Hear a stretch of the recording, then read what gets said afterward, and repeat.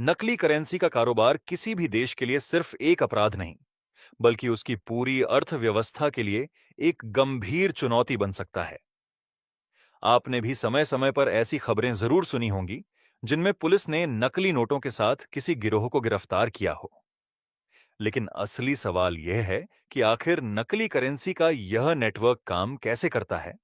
ये गिरोह लोगों तक जाली नोट पहुंचाने के लिए किस तरह के रास्तों का इस्तेमाल करते हैं? इनके पीछे कौन सा मकसद होता है? और सबसे जरूरी बात, एक आम इंसान असली और नकली नोट के बीच फर्क कैसे कर सकता है? आज के इस वीडियो में हम इसी पूरे मामले को आसान भाषा में समझेंगे। साथ ही जानेंगे कि भारत में करेंसी नोटों की सुरक्षा समय के साथ कैसे बदली और नकली नोटों के खिलाफ सिस्टम लगातार मजबूत क्यों किया जाता रहा है। लेकिन नकली नोटों की कहानी समझने से पहले थोड़ा पीछे चलते हैं और देखते हैं कि भारत में करेंसी नोटों की शुरुआत और उनका विकास किस तरह हुआ। भारत में रिजर्व बैंक ऑफ इंडिया की स्थापना साल 1935 में हुई थी। इसके कुछ साल बाद 1938 में भारत में रिजर्व बैंक द्वारा पहली बार पेपर करेंसी जारी की गई। उस दौर में जारी किए गए नोटों पर किंग जॉर्ज छठे की तस्वीर दिखाई देती थी। इसके बाद अलग अलग मूल्य के नोट जारी किए गए और धीरे धीरे भारत में नोटों की छपाई और करेंसी सिस्टम का विस्तार होता गया। देश की आजादी के बाद भारतीय मुद्रा में कई महत्वपूर्ण बदलाव किए गए और समय के साथ नोटों के डिजाइन, आकार और सुरक्षा व्यवस्था में भी परिवर्तन आता गया।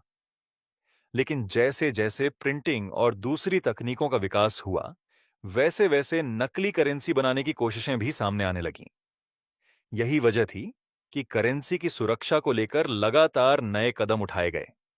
नोटों में ऐसे सुरक्षा फीचर्स शामिल किए जाने लगे जिन्हें सामान्य तरीके से कॉपी करना बेहद मुश्किल हो। फिर आया साल 2016, जब भारत सरकार ने पुराने 500 और 1000 रुपये के नोटों को चलन से बाहर करने का बड़ा फैसला लिया। इसके बाद नई करेंसी सीरीज लाई गई, जिसमें पहले की तुलना में कई नए सुरक्षा फीचर्स शामिल किए गए। लेकिन नई करेंसी आने के बाद भी नकली नोटों की समस्या पूरी तरह खत्म नहीं हुई। इसका एक उदाहरण 2000 रुपये के नोटों से जुड़ा मामला था। नई करेंसी में कई सुरक्षा विशेषताएं मौजूद होने के बावजूद नकली नोटों के मामले सामने आते रहे। यहां तक कि कुछ परिस्थितियों में मशीनों द्वारा नकली नोट पहचानने को लेकर भी सवाल उठे। आखिरकार 2023 में 2000 रुपये के नोटों को वापस लेने की प्रक्रिया शुरू की गई। इसका मतलब यह नहीं था कि नकली करेंसी की समस्या हमेशा के लिए खत्म हो गई, बल्कि यह दिखाता है कि करेंसी सिस्टम को समय समय पर बदलना और मजबूत करना कितना जरूरी है। अब सवाल उठता है कि आखिर नकली नोट तैयार करने वाले गिरोह किस तरह काम करते हैं। यहां एक बात समझना बहुत जरूरी है। अलग अलग गिरोहों के तरीके अलग हो सकते हैं और उनकी गुणवत्ता में भी काफी अंतर होता है। कुछ नकली नोट पहली नजर में संदिग्ध लग सकते हैं, जबकि कुछ इतने बेहतर बनाए जाते हैं कि बिना ध्यान दिए पहचानना मुश्किल हो सकता है। ऐसे मामलों में अपराधी असली नोटों की बनावट और दिखाई देने वाली विशेषताओं की नकल करने की कोशिश करते हैं। इसके लिए वे अलग अलग प्रकार की प्रिंटिंग और डिजिटल तकनीकों का गलत इस्तेमाल कर सकते हैं। लेकिन यहां यह समझना जरूरी है कि सिर्फ नोट की तस्वीर या उसका रंग कॉपी कर लेना पर्याप्त नहीं होता।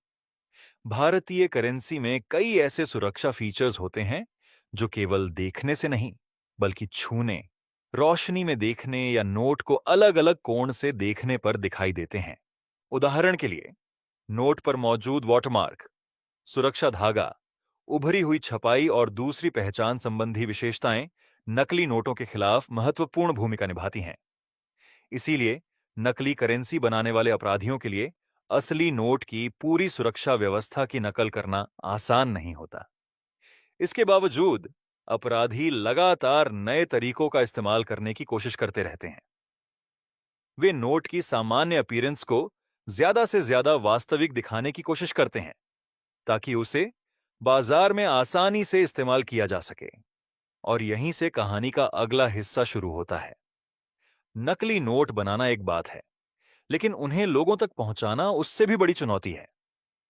क्योंकि अगर कोई व्यक्ति बड़ी संख्या में नकली नोट लेकर सीधे बाजार में पहुंच जाए, तो उसके पकड़े जाने की संभावना काफी बढ़ जाती है।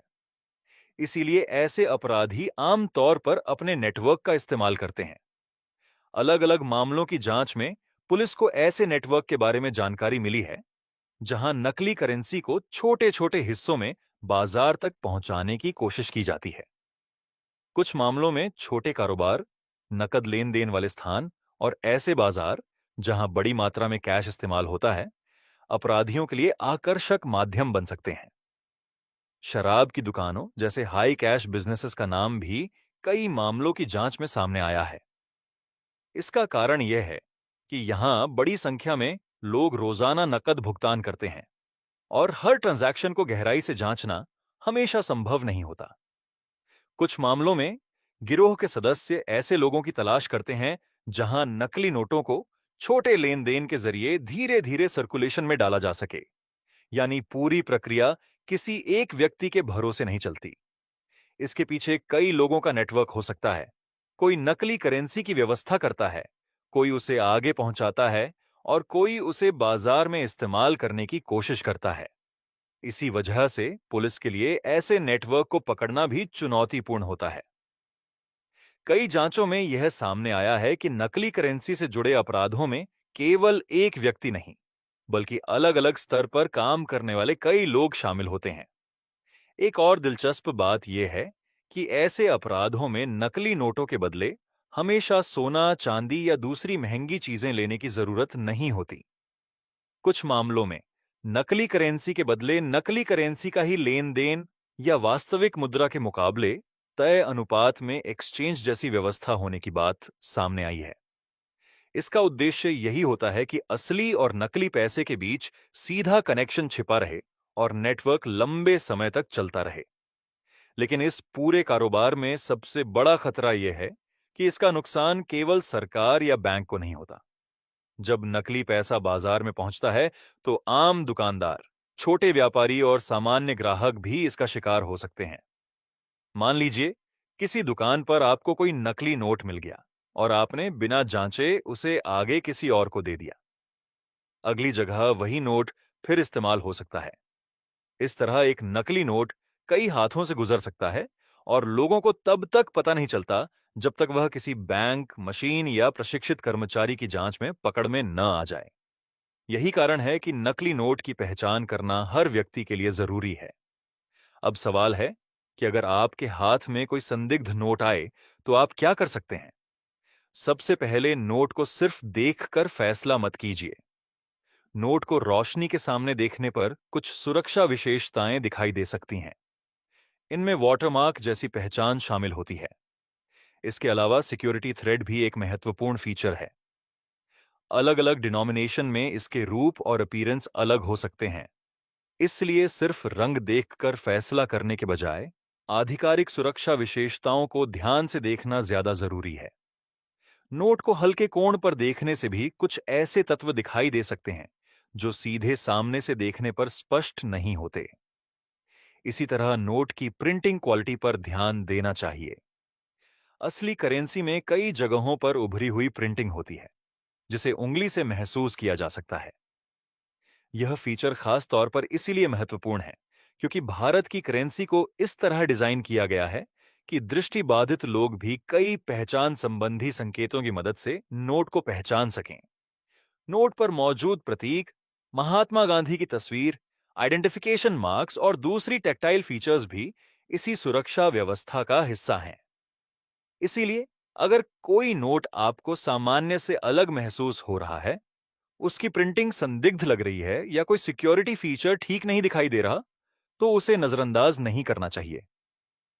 सबसे महत्वपूर्ण बात यह है कि किसी संदिग्ध नोट को जानबूझकर आगे सर्कुलेट करने की कोशिश बिल्कुल नहीं करनी चाहिए। अगर आपको लगे कि नोट नकली हो सकता है, तो उसे किसी बैंक या संबंधित आधिकारिक माध्यम से जांच करवाना बेहतर होता है। सरकार और रिजर्व बैंक भी समय समय पर करेंसी में बदलाव करते रहते हैं। इसका एक बड़ा उद्देश्य यही होता है कि पुराने सिक्योरिटी फीचर्स की नकल करने वाले अपराधियों के लिए नई चुनौती पैदा की जा सके। आज टेक्नोलॉजी जितनी तेजी से आगे बढ़ रही है, उतनी ही तेजी से करेंसी सिक्योरिटी को भी इवॉल्व करना पड़ रहा है। यानी नकली नोटों के खिलाफ लड़ाई केवल पुलिस की नहीं है। इसमें banking system, technology, law enforcement agencies और आम जनता सभी की भूमिका होती है। अगर लोग नकली नोट पहचानने के बेसिक तरीकों को समझें और संदिग्ध करेंसी को आगे सर्कुलेट करने के बजाय सही जगह रिपोर्ट करें, तो ऐसे नेटवर्क को कमजोर करने में काफी मदद मिल सकती है।